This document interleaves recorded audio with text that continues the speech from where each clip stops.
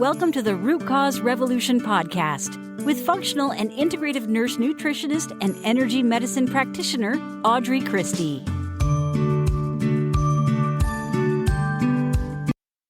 Hey friends, welcome to episode 274. Today is an Ask Audrey Friday, and we're talking about sleep issues. The person that asked this question seems to have the absolute perfect sleep routine, sleep habit. So today we're going to talk about what might be happening here. Welcome. If this is your first time listening, I'm your host, Audrey. I help women to stop masking symptoms, be done with Band-Aid fixes, and heal for good. So if you're done with Band-Aids and you're ready to start your own root cause revolution so your body can be rebalanced for good, you are in the right place. Before we get started, I want to tell you about my very favorite skincare products called Blissoma. You guys have heard me talk about how important the ingredients are, not only that you put in your body, but on your body. Each one of Blissoma's products offers a wide range of macro and micronutrients, that should sound familiar, right?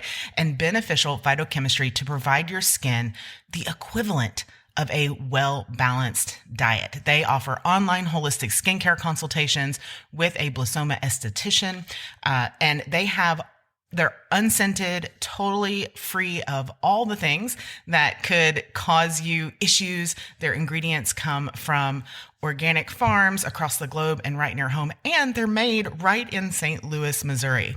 They have offered all of our listeners 30% off if you use code ROOTCAUSE at Blissoma. The link is in the show notes. Whatever podcast app you're listening to this on, I highly recommend giving them a try. Again, that's 30% off. It's off of all travel and trial sizes. You have to try this. And if you don't have a skincare routine, it's time.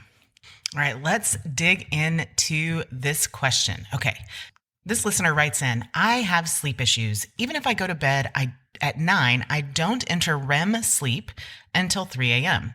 The time when I should be waking up is my second REM cycle. So it's either I start my day late or I am a zombie. I have hypothyroidism and I take levothyroxine and liothyronine, in the mornings.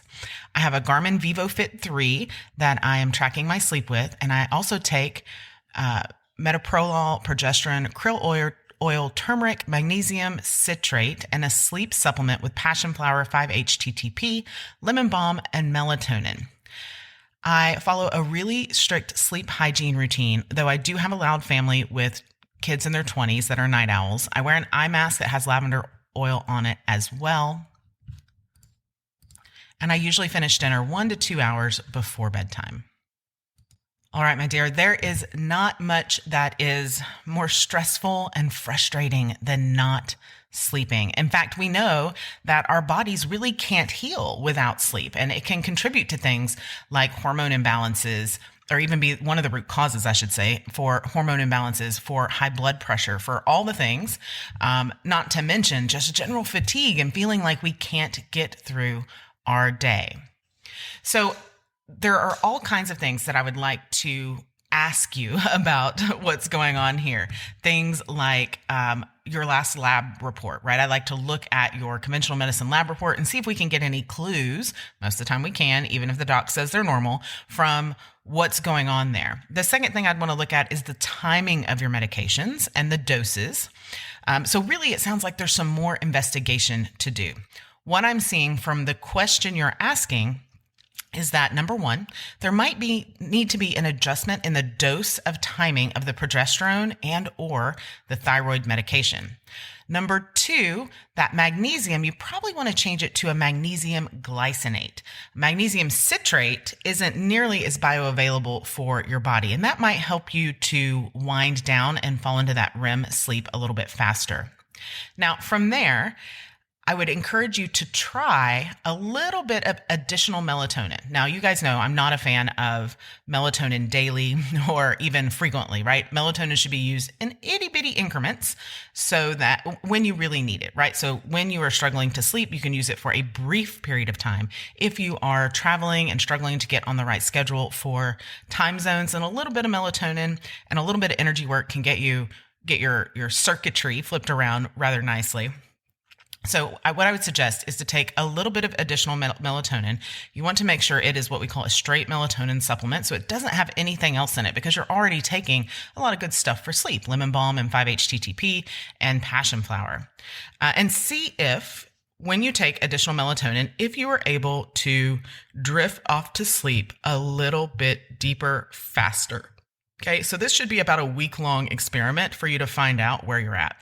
Now, the fourth thing I would mention is that this kind of thing tends to happen when we're under a lot of stress, or if we've just gone through something very stressful, even if the period of high stress is over now.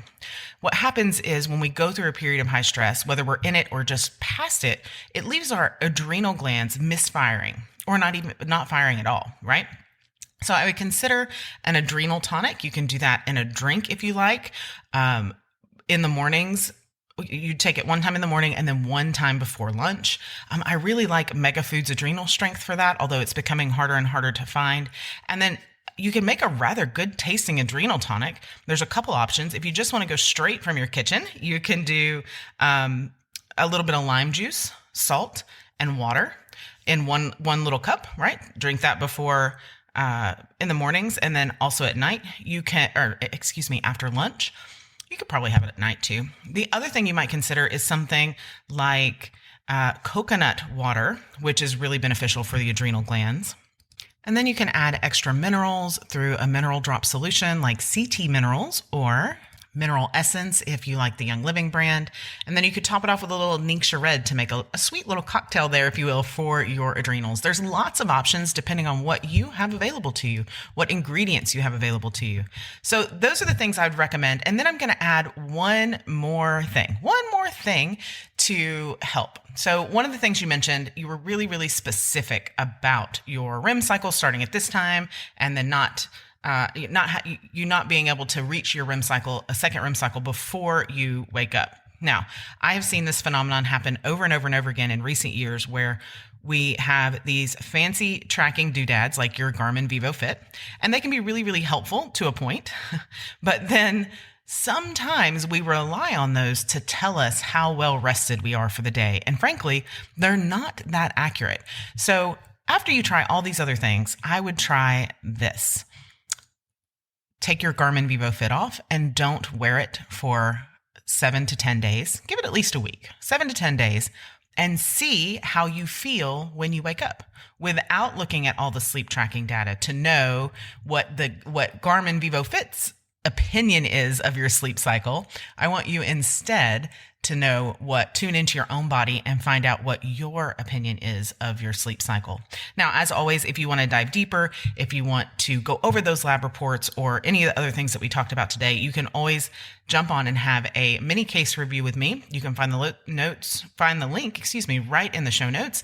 And if you're interested in participating in our live office hours or submitting a question for answer on the show, you can head to our free private Facebook group, the Women's Wellness Circle, and join our community there. It's a really great community, and we'd love to have you. So thank you so much for tuning in to this Ask Audrey Friday episode.